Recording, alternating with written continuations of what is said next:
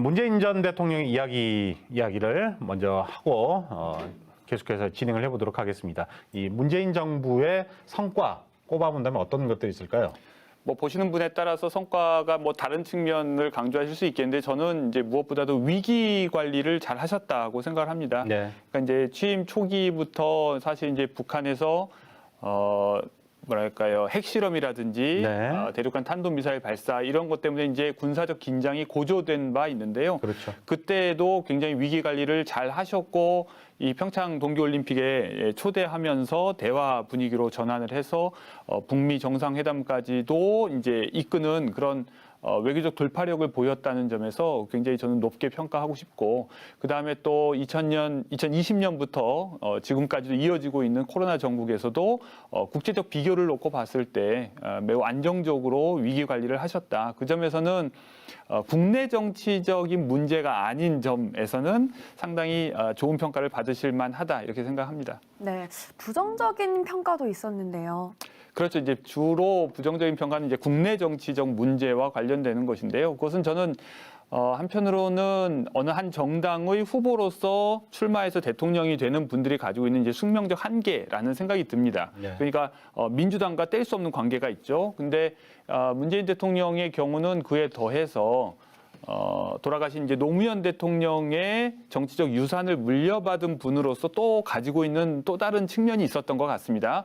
그러다 보니까 이제 취임 후에도 이른바 적폐청산 또는 검찰 개혁 이런 것들을 이제 명분으로 내세워서 강하게 정치 개혁을 추진하다 보니까 또 마찬가지로 이제 강한 반발을 불러일으켰고, 이 과정에서 더 폭넓게 국민들의 지지를 얻어가면서 일을 진행했더라면 좋았을 텐데, 그 점에서는 이제 아무래도 이제 민주당의 어떤 전략적 실수라고 볼 수도 있겠는데, 이 국민들이 조금 분열되는 그런 모양이 있었죠. 그러다 보니까 이제 국민 전체의 대통령이 되기보다는 대한민국의 일부 국민의 지도자와 같은 모습으로 조금 축소된 측면이 많이 이제 아쉬운 점이라고 할 수 있겠습니다. 네.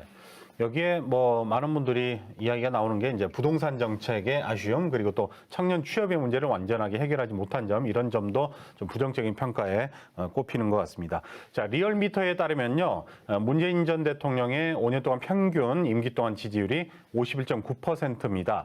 윤석열 정부, 윤석열 대통령의 대통령 선거 때 득표율 40% 초반에 비하면 상당히 높아서 새 정부에서 이런 점에서는 좀 부담이 되지 않을까 싶거든요. 그렇죠. 이제 지지율에 사실 연연해 할 필요는 없는데, 사실 또 지지율을 신경 안 쓸 수도 없는 것이고요. 네. 뭐 매주 지지율 발표를 하니까 아무래도 그렇죠. 본인도 신경 쓰일 수 있고 참모들도 신경을 안 쓸 수가 없는데, 그러다 보면 지지율과 관련해서 불확실성, 그러니까 나를 꼭 지지해 주리라는 보장이 없는 사람보다는 지지해 줄 것이 확실한 사람을 더 신경 쓸 수밖에 없게 됩니다. 네. 그러니까 유권자가 크게 보면 세 부류가 되는 거죠. 내가 아무리 잘해도 지지 안 해줄 것 같은 사람, 그리고 잘해도 지지해 줄지 안 해줄지 잘 모르겠는 사람, 그리고 좀만 잘하면 지지해 줄 사람. 그러다 보면 안정적인 지지율 관리를 위해서 이른바 집토끼라고 하는 지지층을 대상으로 자꾸 이제 어떤 정책을 추진하다 보면 외연이 확장되기보다는 축소되고, 그리고 많은 분들이 계속해서 이제 불만을 표출할 가능성이 또 높아지죠. 그렇기 때문에 지금 출발부터 지지율이 낮은 것이 긍정적이지 않은 것은 분명하고요. 그러나 지지율을 확장하기 위해서 오히려 불확실성이 좀 큰 국민들을 또 적극적으로 포용하려는 노력을 해주면 참 좋겠는데, 이걸 네. 이제 우리가 보통 국민 통합이라고 얘기하는 건데, 그런 노력을 해주실 수 있을지 반신반의한 상황입니다. 네. 네. 또 문재인 전 대통령은 퇴임 후에는 좀 잊히고 싶다라고 얘기를 하기도 했었는데, 정말 지지율이 높기도 했고, 또 당장 22일에는 조 바이든 미국 대통령과의 만남이 예정되어 있기도 하고요. 쉽지 않을 것 같다는 생각도 들거든요. 앞으로 통일이나 어떤 외교 분야에서 또 어떤 역할을 해줄 수 있을지 또 기대도 되는 부분이 있는데, 어떻게 전망하고 계신가요? 예, 그렇습니다. 취임 초기에 한미 정상회담이 이루어지는 것도 드문 일이지만, 이제 일본 외국인보다 먼저 앞서서 한국을 방문하는 것 자체도 이제 의미가 있다고 많은 분들이 평가를 하시죠. 그런데 그것이 그런 의미를 가지는 만큼 미국 측에서도 원하는 것이 분명히 있을 겁니다. 그리고 그렇기 때문에 이제 이른 한미 정상회담 개최 요구에 응해 준 것이고, 그러나 이것이 또 이제 6월 1일 지방선거를 앞두고 있는 것이기 때문에도 특정 정당의 선거에 유리하게만 작용하지 않도록 어떻게 보면 밸런스를 맞추기 위해서 영리하게 바이든 대통령이 문재인 대통령을 방문하는 모양새를 또 갖추고 있습니다. 그런 점에서 뭐 물론 이제 그런 고려에서만 문재인 대통령을 만난다고 얘기할 수는 없겠는데요. 문재인 대통령이 말하자면 서방 세계의 지도자들 가운데에서는 북한의 김정은 위원장과 거의 유일하게 여러 번 만난 사람이고 가장 깊게 어떻게 보면 모국어로 토크를 한 사이잖아요. 그런 네. 의미에서 굉장히 잘 아는 분이기 때문에도 앞으로 동아시아의 어떤 정세와 관련해서 바이든 대통령도 분명히 문재인 전 대통령의 도움, 조언 이런 것들을 필요로 할 거라고 생각합니다. 네. 자, 이제 새 대통령 이야기를 해보도록 하겠습니다. 오늘 취임식이 이제 총 4만여 명이 참석한 가운데 열리게 됐는데요. 저희가 전에도 이야기했지만 그 자유라는 단어를 굉장히 여러 차례 강조를 했는데, 네. 인상적인 장면이나 멘트 있으면 계속해서 더 추가로 말씀해 주시죠. 사실 할 말은 굉장히 네. 많은데 그 말씀을 다 여기서 드릴 수는 없어서 뭐 간략하게만 말씀드리면 오히려 저는 약간 우스갯소리지만 네. 가장 눈에 띄었던 사람은 그 이번 취임식을 총감독한 이동훈 총감독이었습니다. 너무 자주 눈에 띄더라고요. 마치 의전 담당자인 것처럼 대통령의 동선을 계속 이제 안내를 하는데 보통 경호원들은 눈에 안 띄는 반면에 네. 이분은 굉장히 독특한 헤어스타일을 가지고 계셔서 눈에 굉장히 많이 띄었습니다. 네. 뭐 이건 그냥 제가 여담으로 한 말씀드리는 건데 처음에 이제 대통령 부부가 국회의사당에 도착을 해서 내려서 이렇게 들어올 때 어린아이 2명이 이제 꽃다발을 들고 있다가 건넸죠.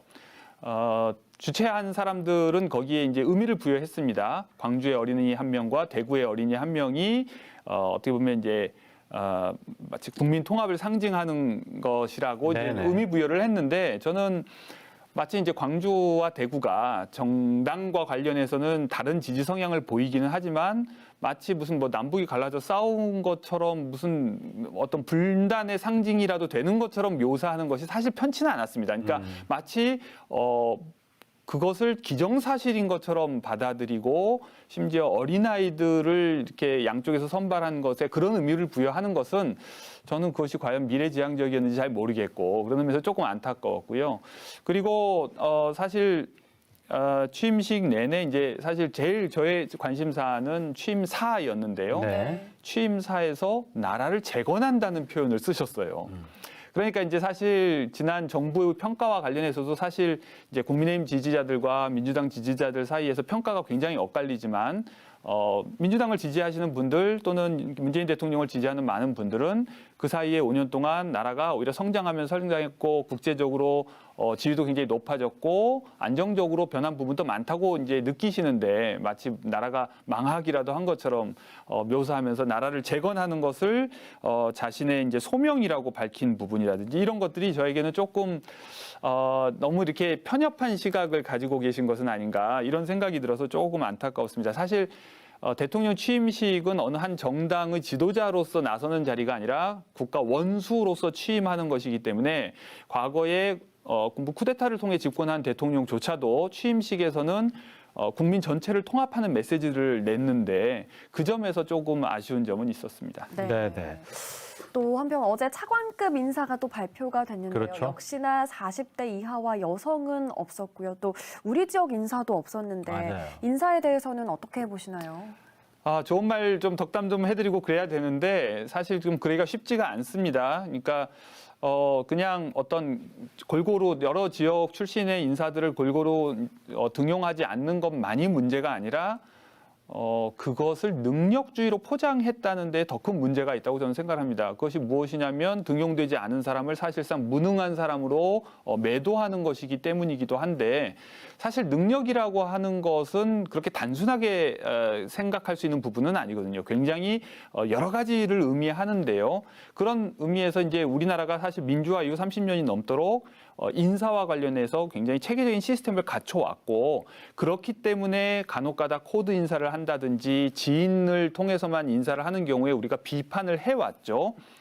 그런데도 이렇게 굉장히 자기가 아는 사람들 중심으로만 하고 그리고 자기 생각에 엘리트라고 생각하는 사람만 이제 능력 있다고 생각해서 이렇게 등용하는 것은 본인의 국정 운영 능력이 부족함을 오히려 보여주는 것은 아닌가 싶은 생각이 들어서 취임 첫날부터 제가 이렇게 박하게 평가하는 것이 굉장히 저로서도 불편한데 아무튼 좀 많이 안타깝게 생각했습니다. 네. 기존에 그 인수위원회 선정할 때부터 그렇죠. 이 호남에 뭐 인사를 많이 등용을 한다거나 이렇게 배려하는 모습을 많이 보여줬으면 우리 교수님처럼 이런 의견이 안 나왔을 것 같은데 자 그래서 그에 대한 이야기를 해보도록 하겠습니다. 호남에 대한 전략이나 비전, 현안이나 뭐 어떤 것들이 좀 나왔으면 좋을까요? 일단 뭐 우리 지역만 가지고 있는 현안보다는 모든 지방이 지금 똑같은 문제를 가지고 있습니다. 그것은 이제 인구 소멸, 그다음에 계속해서 모든 시설들이나 이런 것들이 낙후하는 문제죠. 네. 그렇기 때문에 이것이 그동안 꾸준히 노력을 기울여 왔는데도 점점 더 많은 인구가 수도권으로 몰리고 있고 더 많은 시설이나 투자가 그쪽으로 몰리고 있고 오히려 지방에 있는 청년들은 취직할 기회가 없고 이런 문제들은 지금 선거에서 충분히 드러났습니다. 그런 의미에서 이제 지역을 골고루 잘 살게 하는 문제, 어떻게 하면 더 많은 기회를 공평하게 가지게 할 수 있을지 이제 이 부분과 관련된 이제 메시지를 사람들도 기대를 했을 텐데요.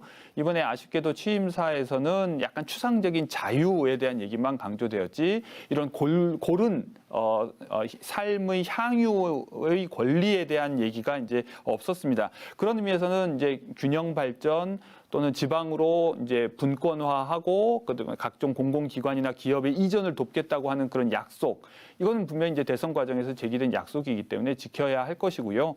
뭐 우리 지역과 관련해서 또 이제 좁게 얘기하자면 뭐 AI 중심 도시라든지 광주를 이제 대한민국의 실리콘밸리와 같은 도시로 키우겠다 이제 이런 약속들은 당선 후에도 계속해서 확인해 주신 바가 있기 때문에 꼭 지켜졌으면 좋겠습니다. 네. 이런 출범 초기에 걱정과 염려가 기우에 불과했다라고 할 정도로 새 정부가 많은 문제점을 해결하고 화합을 했으면 하는 모습을 보여줬으면 좋겠습니다. 네, 예. 맞습니다. 오늘 함께 이야기 나눠준 조선대학교 정치외교학과의 공진성 교수 오늘 말씀 감사합니다. 네, 고맙습니다. 감사합니다.